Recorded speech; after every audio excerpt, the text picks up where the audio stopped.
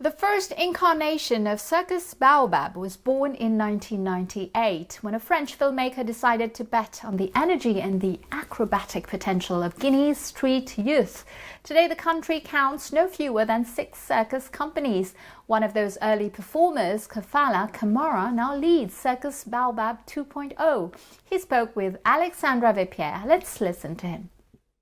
Kafala Kamara, hello, welcome to Initiative Africa. Bonjour, madame. You're the director of Circus Baobab, a collective of circus artists from Guinea and the diaspora. Can you explain how Circus Baobab was created and why? Circus Baobab was founded in 1997 on an idea by Laurent Chevalier, a French filmmaker who dreamed of creating a circus in Guinea. He approached the Guinean cultural authorities, notably Bailo Teliwel Diallo, then contacted Pierrot Bidon, founder of the French company Archaus, and a circus director. Together, they came to Guinea in 1998, held auditions among street youth, and that's how Circus Baobab began. From the start, it was a social circus. They trained young people who had been living on the streets, some without families, but all with natural talent. Acrobatics were already part of our neighborhoods, but for us, it was just a game, not a profession. We had no idea circus could be a career. We saw it only on TV shows or in films. When Pierrot Bidon, Laurent Chevalier, Isabelle Sage, and Maury Diallo launched Circus Baobab, we realized it could be a real job, and even a way to educate and empower youth who never had the chance to go to school. And what does the circus scene in Guinea look like today? Has the art form developed? Yes, very much so. Today, there are at least 6 circus companies active in Conakry. The growth wasn't easy at first. Parents used to think if you wanted to be an artist, it meant you were a street delinquent. They didn't see it as a profession or as education. After all, most of us in the early generation hadn't gone to school, myself included. But now, parents themselves apply to enroll their children at Circus Baobab's training center. And beyond us, smaller companies are emerging.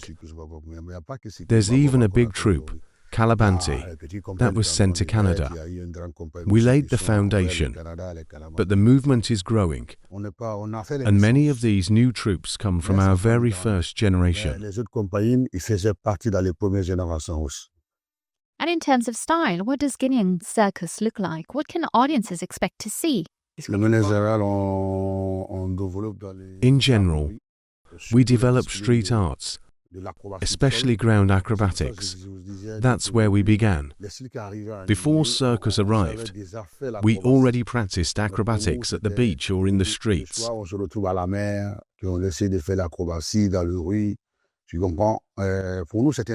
As games with friends. But with Circus Baobab, we discovered it wasn't just ground acrobatics. There was also the flying trapeze, aerial silks, hoops, hand-to-hand balancing. That's when we understood the full spectrum of circus disciplines. You mentioned that Circus Baobab works with street children. Is circus training combined with other forms of education like literacy? Yes, absolutely. Circus Baobab has always been a social circus, and our program includes much more than acrobatics. From the very first generation to today's 5th generation, around 90% of the young people have never had the chance to go to school. That's why we created literacy projects and training in related professions. Because circus is not everything in life, acrobatics careers are short, and accidents happen. That's why we're now building a national circus school, supported by the Ministry of Technical Education, with the Ministry of Culture as project owner, and the Ministry of Youth involved as well.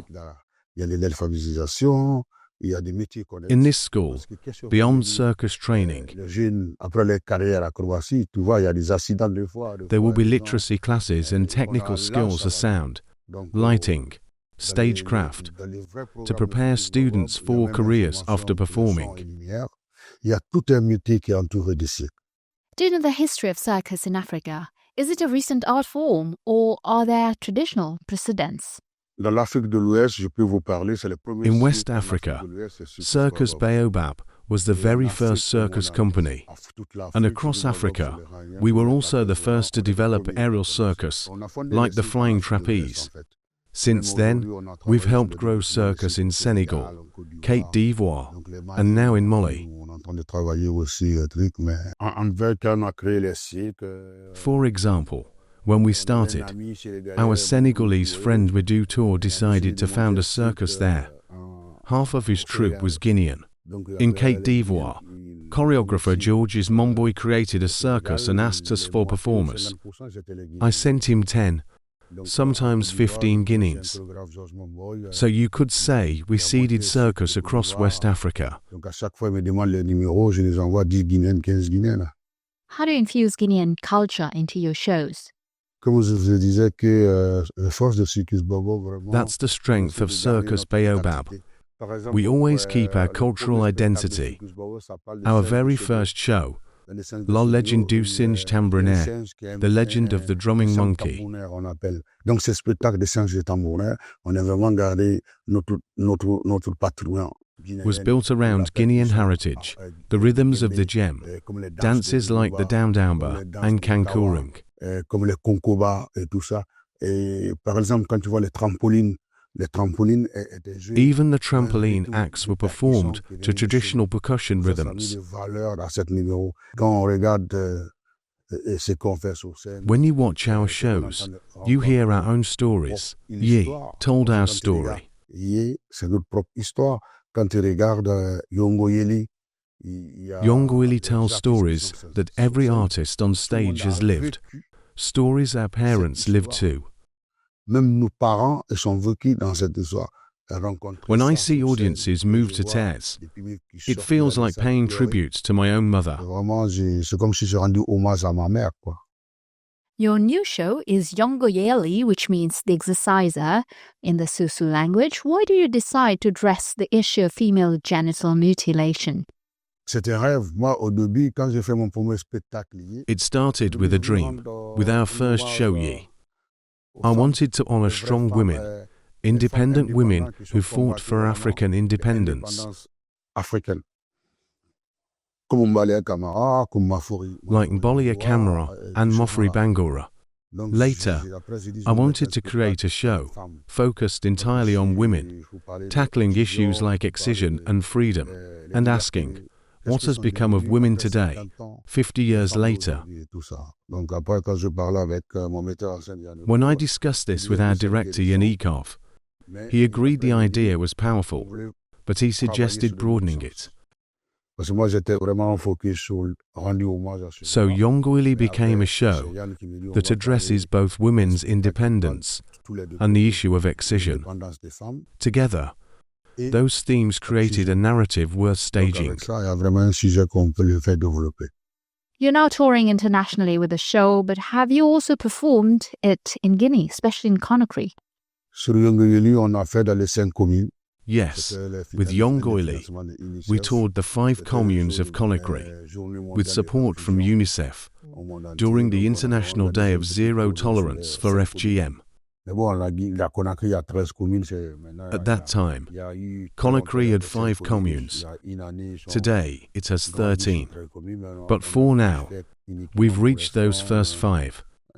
I remember our first performances at the Franco-Guinean Cultural Centre. It was like unveiling a national secret. It wasn't easy.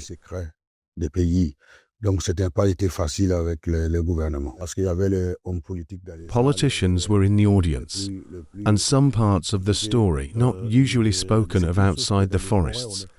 Our French director wanted to expose everything, while we explained cautiously. It created tensions. And how did Guinean audiences react to seeing this subject on stage? For me, when I see audiences leaving in tears, I know they've understood the message.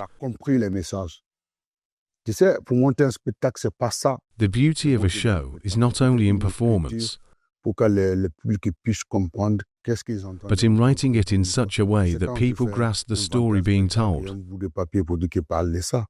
Mais quand tu regardes Yongoli, tu comprends vraiment With quel Yongoili, sens qu'il a. people immediately understand the theme. Et le public, j'arrive à comprendre ça.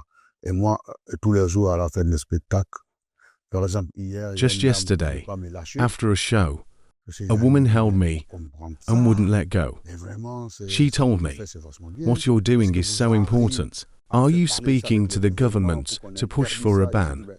On n'est pas plus fort que l'État. I told her, "We are not stronger than the state. Officially, FGM is prohibited under national law. Parliament has banned it. But in reality, it continues. If you ask my grandmother, she'd tell you, this is our custom. We cannot stop it. The law is there, but enforcement is absent." Mais pour moi, c'est pas interdit. Do you plan to bring this show to other African countries? Bon, le spectacle Yes, Yongoli est sorti Yongoili cette année. premiered this year, so we're just starting with Yi. In 2023, we toured across Africa, Cape d'Ivoire, Ghana, Katana, Lome. We hope to do the same with Yongoili soon. Avec Yongoli.